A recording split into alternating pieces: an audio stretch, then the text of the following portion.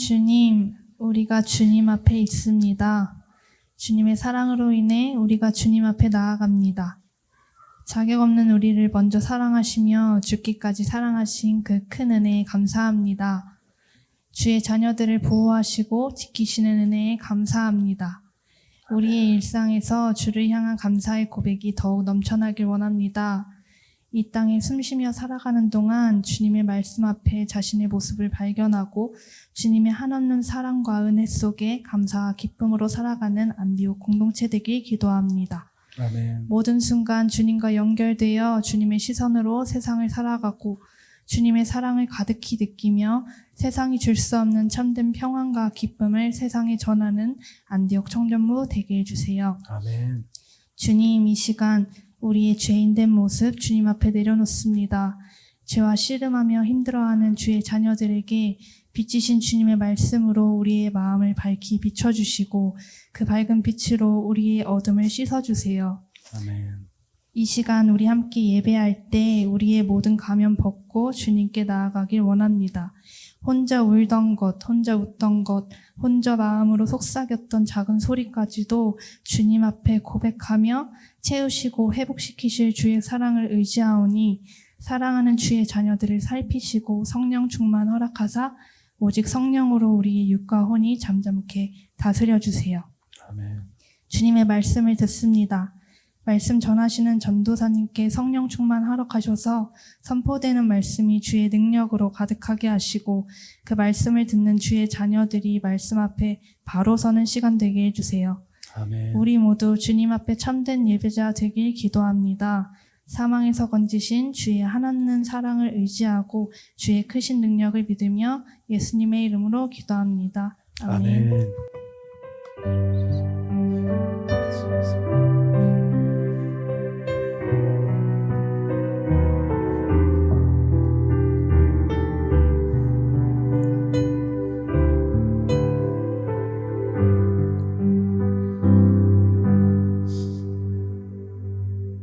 사도신경으로 우리의 신앙을 고백합니다. 전능하사 천지를 만드신 하나님 아버지를 내가 믿사오며 그 외아들 우리 주 예수 그리스도를 믿사오니 이는 성령으로 잉태하사 동정녀 마리아에게 나시고 본디오 빌라도에게 고난을 받으사 십자가에 못 박혀 죽으시고 장사한 지 사흘 만에 죽은 자 가운데서 다시 살아나시며 하늘에 오르사 전능하신 하나님 우편에 앉아 계시다가 저리로서 산자와 죽은 자를 심판하러 오시리라. 성령을 믿사오며 거룩한 공회와 성도가 서로 교통하는 것과 죄를 사하여 주시는 것과 몸이 다시 사는 것과 영원히 사는 것을 믿사옵나이다. 아멘. 우리의 믿음의 고백이었습니다. 2026년 3월 22일 안디옥 청년부 예배 설교를 시작합니다. 오늘 설교의 제목이에요. 예배란 무엇인가? 두 번째 시간입니다. 오늘의 설교 제목은 예배는 잔치이다입니다. 지난주죠. 저희 어머니 팔순잔치가 있었어요. 저희 어머니가 벌써 팔순이 되셨습니다. 가족들이 모이고 웃음소리가 가득하고 많은 음식들이 차려지고 오랜만에 가족들이 모여서 즐거운 시간을 보냈어요. 잔치가 끝날 무렵에 제가 어머니께 이렇게 물었습니다. 어머니 참 좋으시죠? 행복하세요? 이렇게 물었어요. 그때 어머니가 정아미하고 지음이를 바라보시면서 이렇게 말씀하시는 거예요. 그럼 너의 아버지 나 두 사람이 만났는데 여기에 14명이 같이 모여서 잔치를 하고 있잖니?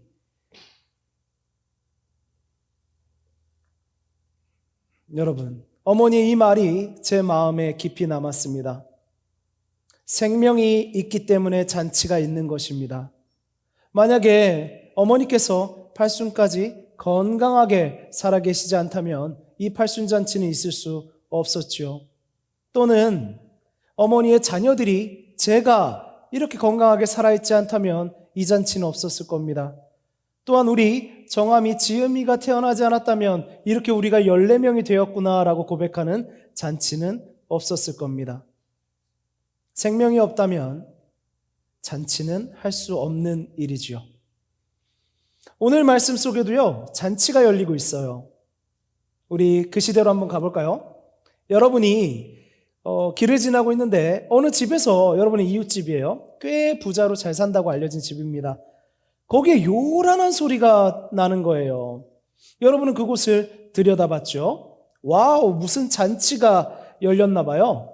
흥겨운 노래가 울려 퍼지고 맛있어 보이는 음식들이 가득합니다. 여러분 옆에 있는 사람에게 물어봤어요. 이 집에 좋은 일이 있어요? 오늘 잔치가 열렸네. 그 옆 사람이 여러분에게 말합니다.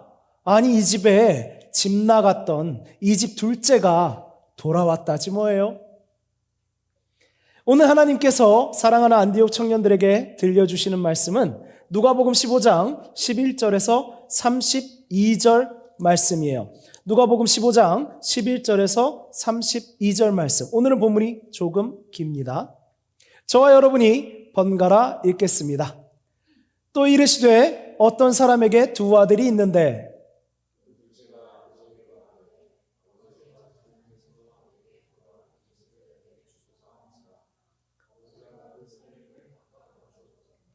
그 후 며칠이 안 되어 둘째 아들이 재물을 다 모아가지고 먼 나라에 가 거기서 허랑방탕하여 그 재산을 낭비하더니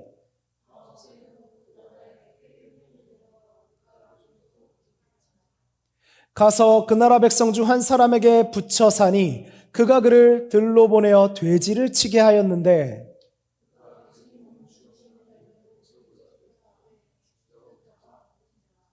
이에 스스로 돌이켜 이르되 내 아버지에게는 양식이 풍족한 품꾼이 얼마나 많은가. 나는 여기서 주려 죽는구나.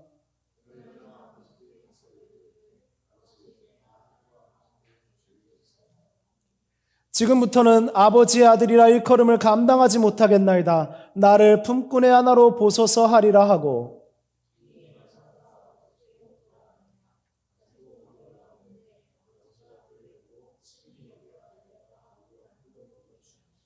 아들이 이르되 아버지 내가 하늘과 아버지께 죄를 지었사오니 지금부터는 아버지의 아들이라 일컬음을 감당하지 못하겠나이다 하나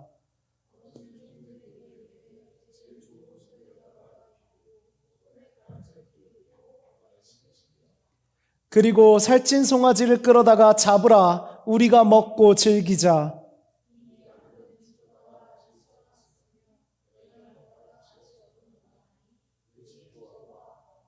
맏아들은 밭에 있다가 돌아와 집에 가까이 왔을 때에 풍악과 춤추는 소리를 듣고 대답하되 당신의 동생이 돌아왔음에 당신의 아버지가 건강한 그를 다시 맞아들이게 됨으로 인하여 살찐 송아지를 잡았나이다 하니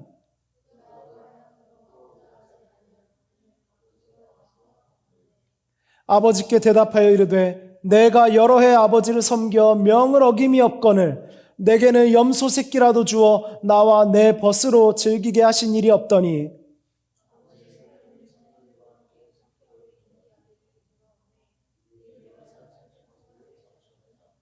아버지가 이르되 예 너는 항상 나와 함께 있으니 내 것이 다 내 것이로되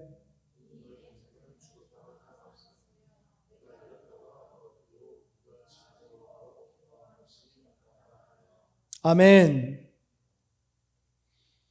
이 이야기는 너무나 유명한 이야기죠. 우리는 이 이야기를 보통 이렇게 부릅니다. 돌아온 탕자의 비유라고요. 탕자는 무슨 뜻이냐면요. 방탕하게 제멋대로 사는 사람을 의미해요. 그 탕자가 집으로 돌아온 이야기가 오늘의 본문 내용이죠. 집을 나갔던 둘째 아들, 어떤 사람이었습니까? 집을 나가기 전에 그는 아버지에게 유산을 달라고 요구합니다. 성경의 분깃이 자기의 몫의 유산을 말하는 거죠. 이건 단순히 돈을 좀 주세요 아버지, 요즘으로 얘기하면 저 사업자금 좀 보태주세요, 이러한 요구가 아니에요. 당시 중동의 문화에서는요, 아버지와 아들의 관계는 특별한 관계였어요. 명예를 굉장히 중시했던 당시 사회에서 집안의 명예는 아버지에서 아들로 이어지는 것이었거든요. 아들은 아버지의 상속자이자 후계자였습니다. 아버지의 삶을 상속받음으로 아들은 자연스럽게 아버지의 삶을 이어가는 후계자가 되는 것이죠. 그래서 아들은 아버지가 살아있는 동안에는 아버지를 잘 모시고 배우며 아버지가 돌아가시면 그 유산을 이어받아 살아갔어요. 이것과 비슷한 일들을 우리는 성경에서 보게 되죠. 우리 이런 거 생각납니다. 지난 예배에 나온 이야기죠. 예수님의 제자 중에 한 명이 아버지의 장례를 치르러 가야 합니다. 장례를 치르고 주님을 따르겠습니다 라고 말했던 것을 우리는 기억합니다. 그때 두 번의 장례에 대해서 여러분들께 말씀드렸고 아마 그 제자는 아들의 상속 권리 때문에 가야 한다고 말할 가능성이 높다고 말씀드렸죠. 또한 하느님 뭐라고 하셨습니까? 아브라함에게 너를 이을 아들을 주겠다라고 약속하셨죠. 우린 기억합니다. 또한 예수님에게서도 아버지와 아들의 의미는 굉장히 중요해요. 예수님이 세례 요한에게 세례를 받았을 때 하늘에서 이러한 음성이 들렸지요. 이는 내 아들이라, 내가 기뻐하는 내 아들이라 라는 음성이 들렸습니다. 또한 예수님은 이렇게 기도했습니다. 아버지. 우리도 예수님이 우리를 위해 죽으심으로 우리가 하나님의 아들로 아버지라 부를 수 있죠. 그러나 여러분, 우리에겐 익숙하지만 예수님 이전의 사람들에게 하나님을 아버지라고 기도하는 일은 거의 없는 일이었어요. 이렇게 예수님은 하나님을 아버지라 불렀습니다. 자신이 하나님의 아들이심을 나타낸 것이지요. 아버지를 이어가는 아들.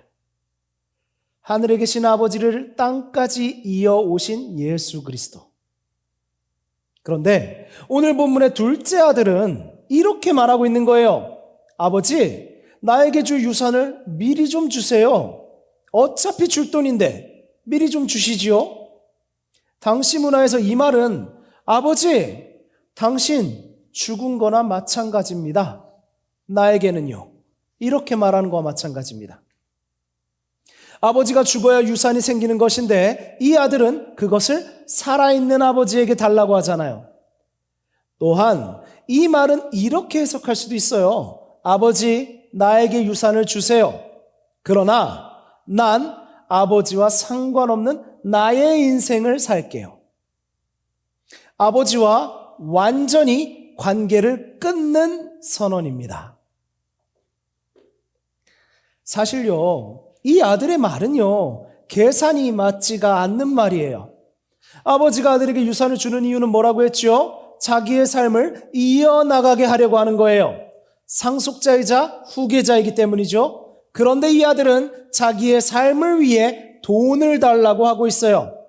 이건 아버지의 삶을 돈으로만 바라보고 돈만 있으면 아버지와의 관계는 중요하지 않다고 생각하는 거죠. 참 싸가지 없는 녀석이에요. 이런 아들에게 아버지는 유산을 미리 챙겨줍니다. 돈을 받은 둘째 아들은 매우 신이 났겠죠. 이제 내가 아버지의 간섭을 떠나 나의 인생을 살 수 있다 했을 거예요. 그에게는 큰 돈이 있으니 그는 할 수 있다라는 자신감이 넘쳐났을 겁니다. 그는 집을 떠나서요, 먼 나라로 갔어요. 이것저것 자기가 해보고 싶은 것을 다 해보고 자기 마음대로 살다가 돈을 다 잃어버리고 말아요. 어떻게 살았을까요? 성경에서는 허랑방탕하다고 했죠? 요즘 잘 쓰는 말은 아니지만 여러분들은 그 의미가 느껴지실 거예요. 별일을 다 벌리고 살았을 겁니다. 싸가지 없는 녀석이 많은 돈을 갑자기 가지면 이런 일이 일어나죠. 결국 모든 걸 잃어버린 그는 그 먼 나라의 누군가에게 의지해서 살려고 해요. 그런데 상황은 어떻게 되냐면 그 의지하려고 했던 사람은 이 둘째 아들을 돼지를 키우는 곳에서 일하게 만듭니다. 전에 여러분들은 들으셨죠? 유대인들에게 돼지를 키운다라는 건 굉장히 수치스러운 일이에요. 그런데 이 둘째 아들의 바닥은 아직 찍지 않았어요. 더 내려갈 곳이 있습니다. 돼지를 키우는 일을 하면서도 이 아들은 매우 배고픈 신세가 되었어요. 그래서 돼지가 먹는 쥐염 열매를 먹고 싶어하는 신세가 됩니다. 그 돼지가 먹는 쥐염 열매를 보면서 식욕을 느껴요. 그만큼 배고픕니다. 그런데 그것마저도 먹기가 쉽지 않아요. 그것마저도 이 둘째 아들에게 주는 사람이 없습니다. 여러분, 재미난 상식 하나 말씀드릴까요? 이 쥐염나무 열매가 커다란 이렇게 콩깍지처럼 생긴 열매예요. 사람이 먹기에는 제가 듣기로는 굉장히 떫고 어떤 과정을 거쳐야 먹을 수 있는 열매라고 알고 있습니다. 그래서 돼지 사료로 많이 쓰였죠. 이 얘기 왜 드리냐면요. 여러분, 세례 요한이 메뚜기를 먹었다라고 하잖아요. 이런 의견이 있어요, 학자들의 의견은. 그게 이제 우리가 생각한 뛰어다니는 메뚜기가 아니라 즈엄나무 열매 깍지가 메뚜기를 닮았기 때문에 메뚜기와 이 즈엄 열매가 같은 이름으로 불렸던 거예요. 그래서 세례 요한은 사람들이 잘 먹지 않고 가장 천한 존재가 먹는 그 열매를 먹으며 살았다라는 것을 의미한다라는 의견이 있습니다. 재밌죠? 우리 진짜 메뚜기 잡아먹는 줄 알았는데 말이에요. 자, 어떻습니까? 돼지가 먹는 쥐염 열매도 먹기 어려운 신세가 된 둘째 아들. 여기까지 보면 우리는 쉽게 말하죠. 아이고, 저 싸가지 없고 한심한 녀석. 그래, 저 녀석이 탕자구나. 맞아요. 이 둘째 아들이 탕자입니다. 그런데 여러분, 이 이야기에는 또 한 사람의 아들이 등장하죠. 바로 첫째 아들입니다. 그 첫째 아들은 집에 있었어요. 아버지 곁에 계속 있었습니다. 어떤가요? 겉으로 보면 문제없어 보입니다. 자기가 말하기로는 아버지가 시키는 거 충실하게 잘 따랐다고 합니다. 아마 동네에서는 집을 나간 둘째와 대비되어 효자로 칭송받았을지도 모르지요. 그런 첫째 아들입니다. 그런데 동생이 돌아오고 잔치가 열린 것을 본 이 아들은 웬일입니까? 몹시 화를 냅니다. 아버지가 돌아온 둘째를 씻기고 옷을 입히고 입을 맞추며 살찐 송아지를 잡아 맛있는 음식을 해준 것이 못마땅한 거예요. 그는 이렇게 말하죠. 나는 이렇게 충성했는데, 나는 한 번도 이런 잔치를 못 누렸는데 왜 저런 놈을 위해서 잔치를 합니까? 혹시 여러분은 이 첫째의 마음에 공감하시나요? 둘째가 너무 한심하고 싸가지 없는 사람이니까 그럴 수도 있겠구나 싶으신가요? 그런데 이렇게 한번 생각해 보세요. 여러분, 이 첫째는 아버지에게 어떤 아들 같으세요? 아버지를 사랑하는 아들이라고 생각이 되십니까? 우리가 알 수 있는 것은 이 첫째 아들은 동생을 찾지 않았다는 건 분명합니다. 동생을 사랑하지 않은 것은 분명해요. 잃어버린 가족이 돌아오면 기뻐해야 하는데, 너 어떻게 지냈어? 해야 하는데 그러지 않았어요. 도리어 화를 내고 있지요. 또한 우리가 알 수 있는 것은 이 첫째는 아버지가 동생을 찾고 기다리는 그 마음, 그 사랑에 공감하지 않았습니다. 성경은 말씀하지요. 이 아버지는요, 오랜 시간 돈을 다 허비하고 돌아온 그 아들의 모습이 어땠겠습니까? 부잣집 도련님의 모습이었을까요? 아니요. 많이 변했을 겁니다. 냄새가 났겠죠. 돼지 키우는 곳에서 일하는 사람이에요. 여러분, 돼지 농장 가보셨습니까? 돼지 농장은 냄새도 많이 나고 굉장히 지저분합니다. 자신의 분비물이나 흙 같은 것에 뒹굴고 여기저기 묻히고 다니는 돼지의 습성 때문이죠. 그런 곳에서 일하는 처지가 된 둘째 아들이 그러한 몰골로 나타났는데 거리가 가까워지지도 않았는데 아빠는 알아봤다라고 합니다. 그리고 아버지가 뛰쳐나가죠. 얼마나 기다렸으면 그럴까요? 하루도 잊지 않고 기다렸기에 알아볼 수 있었을 것이에요. 그런데 그 마음, 그 사랑에 첫째는 공감하지 않았습니다.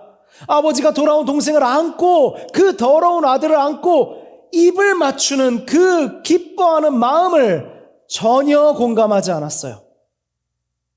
따라서 그는 아버지 옆에 있었지만 아버지의 삶을 이어갈 아들이 아닌 거예요. 아버지의 후계자가 아닙니다. 첫째도요. 아버지의 사랑을 이어가지 않습니다. 그렇다면 이 끊어진 관계, 둘째만의 이야기일까요? 저는 이렇게 생각해 봅니다. 첫째 아들과 아버지의 관계도 겉보기엔 이어져 있지만 깊은 마음 안에서는 끊어진 관계가 아닐까요? 그래서 저는요, 이 본문에서 말하는 탕자는 이 두 사람 모두라고 생각합니다. 둘째는 아버지를 떠났고 첫째는 아버지의 사랑에서 떠났습니다. 둘째는 아버지를 떠났고 첫째는 아버지의 사랑에서 떠난 사람이지요. 그러나 아버지는 두 아들들이 다 탕자로 자기의 마음을 몰라주고 상처만 남기는데도 돌아온 아들을 위해 잔치를 열고 그 잔치에 첫째도 함께 하자고 하십니다. 이 잔치는 아버지의 모든 아들들을 위한 잔치였어요. 아버지는 두 아들에게 왜 나의 마음을 몰라주냐고 화를 내시기보다 부족한 아들들을 위해 잔치를 베풀기를 원하신 거예요. 왜요? 왜입니까? 잃었던 생명이 돌아왔기 때문이지요. 여러분, 지금 우리가 드리는 예배가 그 잔치입니다. 이 이야기를 지금 우리의 모습에 비추어 보기를 원합니다. 둘째는 노골적으로 하나님을 떠난 사람이라고 할 수 있죠. 첫째는 하나님 곁에 있으면서도 하나님의 마음을 모르는 사람입니다. 그래서 저는 이 형제를 이렇게 부르고 싶습니다. 바로 싸가지 없는 탕자와 위선적인 탕자라고 말입니다. 하나님을 떠난 둘째 같은 사람만 탕자가 아닙니다. 첫째처럼 하나님 곁에 있으면서도 마음이 떠난 사람도 탕자입니다. 이 자리에 있는 여러분, 우리는 어떤 탕자입니까?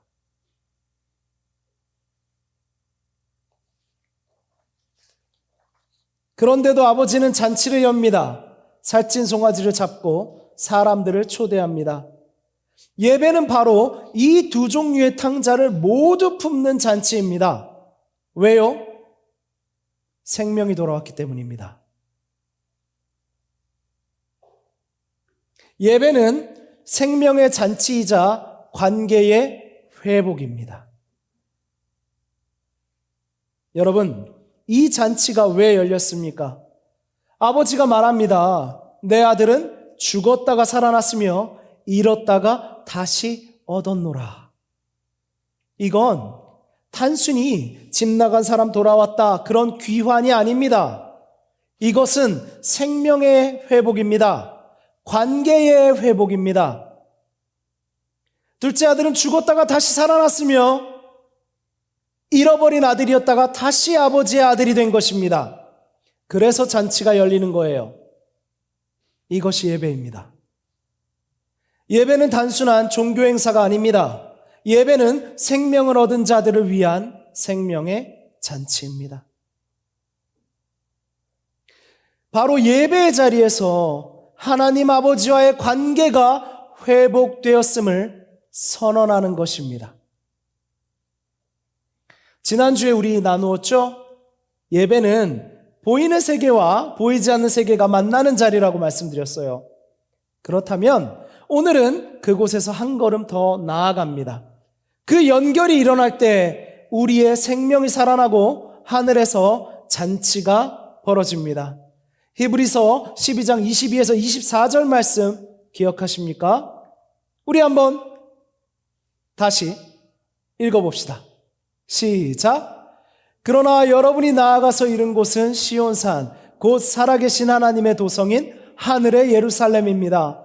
여러분은 축하 행사에 모인 수많은 천사들과 하늘에 등록된 장자들의 집회와 만민의 심판자이신 하나님과 완전하게 된 의인들의 영들과 새 언약의 중재자이신 예수와 그가 뿌리신 피 앞에 나아왔습니다. 아멘. 아멘. 우리가 예배할 때 단순히 교회에 앉아 있는 것이 아니라 하늘의 예루살렘으로 나아가고 천사들과 함께 모이고 수많은 의인들과 함께 기뻐하며 예수 그리스도를 통하여 하나님 앞에 서게 됩니다.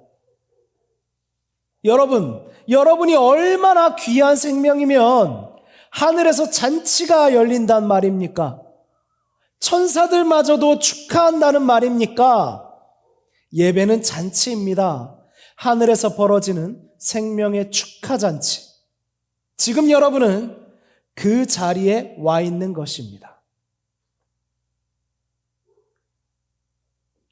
이제 저는 이 잔치 앞에 있는 여러분에게 세 가지를 기억해 주기를 부탁드리려 합니다. 첫 번째, 함께 읽어볼까요? 시작. 여러분은 생명을 얻은 사람들입니다. 여러분, 이 잔치에 초대된 이유가 무엇입니까? 우리가 티켓을 구입했나요? 우리가 잘났기 때문인가요?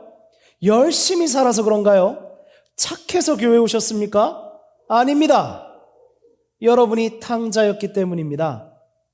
둘째처럼 노골적으로 떠났든 첫째처럼 마음으로 떠났든 우리는 모두 하나님을 떠났던 존재입니다. 우리는 모두 죄인입니다. 우리 중에 의인은 없나니 하나도 없습니다. 그런데 하나님이 우리를 부르셨습니다. 돌아오게 하셨습니다. 그리고 이렇게 말씀하십니다. 잔치를 준비해라. 여러분이 예배자가 되었다는 것은 단순히 교회를 다닌다는 의미가 아니에요. 죽었던 우리가 살아났다는 의미입니다. 그래서 여러분의 예배는 의무가 아닙니다. 여러분이 기억해야 할 사실은 죽은 사람은 예배할 수 없고 살아난 사람은 예배하지 않을 수 없다는 것입니다. 죽은 사람은 예배할 수 없고 살아난 사람은 예배하지 않을 수 없어요. 즉 예배하면서 죽은 사람은 없고요. 살아났다면서 예배하지 않는 사람도 없는 겁니다. 여러분은 살아있습니다. 그래서 지금 이 자리에 있는 것입니다. 그래서 여러분의 예배는 의무가 아니라 여러분이 영원한 생명의 증거입니다. 두 번째입니다. 함께 읽겠습니다. 시작. 여러분이 잔치의 주인공입니다. 아멘. 여러분 상상해 보세요. 잔치가 열렸어요. 음식이 잔뜩 차려져 있습니다. 사람들이 여러분을 막 축하해요. 그런데 여러분이 구석에서 팔짱을 끼고 구경하고 있는 겁니다. 음식이 차려진 상으로도 나오질 않아요. 이상한 일이죠. 이상해요. 그런데 많은 청년들이 예배를 그렇게 드립니다. 찬양이 시작됩니다. 잔치엔 기쁨의 노래가 있어야죠. 말씀이 선포됩니다. 잔치엔 음식이 있어야죠. 말씀은 우리의 영적 음식이에요. 이곳은 하나님이 여러분을 부르신 잔치입니다. 하나님이 여러분을 위해 버린 잔치입니다. 그런데 우리는 내 기분이 어떤지에 따라 예배의 모습이 달라지고 찬양은 잘하는지 못하는지, 누가 무슨 옷을 입었는지, 오늘 설교는 어떤지, 설교가 길었는지 짧았는지, 또는 우리 교회는 뭐가 있네 없네 이래서 안 되네, 멀찍이 떨어져서 팔짱을 끼고 구경을 하고 있는 겁니다. 여러분, 예배는 공연이 아닙니다. 하나님이 여러분을 위해 잔치를 여셨습니다. 그러니 여러분, 예배를 구경하지 마십시오. 그 차려진 음식들을 구경만 하지 마십시오. 누리십시오. 참여하십시오. 응답하십시오. 함께 노래하고 영적인 음식을 배부르게 드십시오. 살 안 찝니다. 그 순간 여러분의 예배는 완전히 달라질 것입니다. 여러분은 관객이 아니라 잔치의 주인공입니다. 세 번째입니다. 함께 읽겠습니다. 시작. 잔치에 사람들을 초대합시다입니다. 잔치는 작게 하는 것보다 크게 하는 게 좋습니다. 혼자 하는 잔치가 있습니까? 혼자 누군가 잔치를 하고 있다고 생각해 보세요. 혼자 자기의 생일 잔치를 합니다. 그 잔치는 슬픈 잔치입니다. 그 잔치는 외롭고 초라한 잔치입니다. 잔치는 크게 하는 것이 좋습니다. 왜요? 생명이 많을수록 기쁨이 커지기 때문이에요. 저희 어머니가 이렇게 말씀하셨잖아요. 두 사람이 14명이 되었구나. 여러분, 하나님 나라의 잔치도 이와 같습니다. 한 사람이 돌아오면 하늘에서 기뻐합니다. 천사들이 축하합니다. 그렇다면 두 사람, 세 사람, 10사람이 돌아오면 잔치는 커집니다. 기쁨도 커집니다. 그래서 예배는 전도로 이어지는 것입니다. 잔치는 전도로 이어집니다. 예배를 진짜로 경험한 사람은 이 잔치를 혼자 누리지 않습니다. 내가 정말 배가 고파서 이러다 죽겠구나 싶었던 사람, 돼지의 먹이마저도 탐이 났던 그 사람이 이 잔치에 와서 최상급 송아지 고기를 실컷 먹었다면 이 사람이 자랑하지 않겠습니까? 그 송아지 고기가 내가 먹고 남을 정도로 충분하다면, 계속해서 있다면 다른 배고픈 사람들을 초대하지 않겠습니까? 야, 같이 가자. 너도 와봐. 하나님 예배하는 거 이거 진짜야. 이렇게 말하게 되지 않겠습니까? 우리 주변에 돼지가 먹는 것을 탐하는 처지에 있는 사람이 있잖아요. 돼지 어떻습니까? 제가 말씀드렸죠. 돼지는요, 씻겨 놓아도 금방 흙에, 자기 변에 뒹굴어 버립니다. 우리 같죠? 후회하고 회개했다고 하면서 다시 그 죄의 유혹에 금방 빠져버리는 우리와 같습니다. 돼지는요, 하늘을 보지 못합니다. 땅에 있는 자기 먹을 것만 찾아다닙니다. 욕망을 채우려 땅만 바라보고 하나님 계신 하늘을 바라보지 못하는 그 돼지. 그런 신세가 된 사람들이 있잖아요. 그런데 그 돼지 같은 삶을 부러워하는 사람도 있습니다. 그 돼지가 쥐염 열매를 먹는데 그걸 부러워하는 사람이 있어요. 그게 훌륭한 건 줄 알고 그 돼지를 따라가려는 사람도 있습니다. 우리 주변에 있죠? 많습니다. 그들을 잔치에 초대합시다. 쥐염 열매 말고 진짜 최상급의 음식이 뭔지를 맛보여 줍시다. 교회는 영양이 가득한 말씀을 잔뜩 차려놓겠습니다. 오늘 이 세 가지를 꼭 기억해 주세요. 우리 다시 본문의 자리로 가서 상상해 볼까요? 이 돌아온 둘째 아들 어떻게 되었을 것 같으세요? 그는 아버지의 사랑을 경험했습니다. 더러운 몸이 씻기었고 아들의 자리로 돌아왔으며 영양이 풍부한 음식을 먹었습니다. 저는 종보다도 못한 사람입니다. 종으로라도 삼아주세요 했을 때 아버지는 가장 좋은 옷을 입히고 장신구를 걸어주었습니다. 그 사랑을 알았어요. 그는 더 이상 예전처럼 살지 않았을 겁니다. 돈만 가지면 자기의 인생을 살 수 있다는 생각을 더는 하지 않았을 겁니다. 그는 아버지의 사랑을 아는 사람으로 변화되었을 것입니다. 자기는 아들의 자격이 없음을 눈물로 고백했을 때, 회개하고 내가 아버지께로 돌아가겠다 돌이켰을 때, 아버지는 더럽고 초라해진 자기를 끌어안고 입을 맞추어 준 분이기 때문입니다.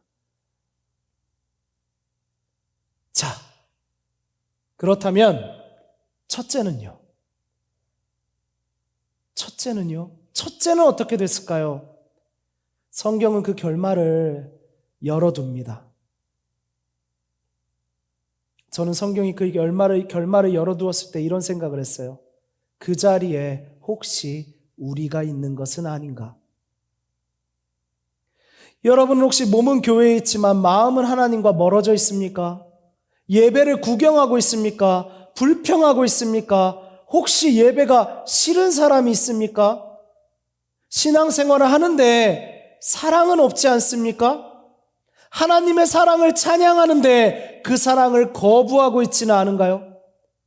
교회에 새로운 사람이 나타나면 경계하고 평가하고 그 사람의 겉을 쳐다보고 자신과 비교하고 있지 않나요? 사랑하는 여러분, 그 상태로 계속 있으면 결국 집안에 있으면서도 돼지가 먹는 쥐염 열매를 먹어야 하는 인생이 됩니다. 아버지의 집안에 있으면서도 돼지가 먹는 쥐염 열매를 먹는 인생이 됩니다.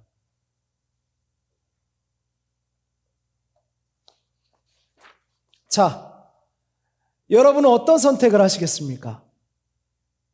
아버지를 욕하며 잔치 밖에 서 있겠습니까? 화를 계속 내실 겁니까? 아니면 아버지의 품에 안겨 잔치로 함께 들어가시겠습니까? 사랑하는 여러분, 예배는 잔치입니다. 죽었던 자가 살아난 잔치, 잃었던 자가 돌아온 잔치, 하늘과 땅이 함께 기뻐하는 잔치. 지금 여러분은 주인공으로 그 잔치에 있습니다. 사랑하는 여러분, 오늘 선택하시기를 원합니다. 이제 구경하지 말고 들어가십시오. 평가하지 말고 누리십시오. 머물지 말고 변화되십시오. 그리고 이 잔치에 여러분이 사랑하는 사람들을 초대하십시오. 그들도 잔치의 주인공이 되도록 해주십시오. 여러분도 배불리 먹고 그 사람들도 배불리 먹도록 해주세요. 사랑하는 여러분, 기억하십시오. 예배는 의무가 아니라 기쁨이라는 것.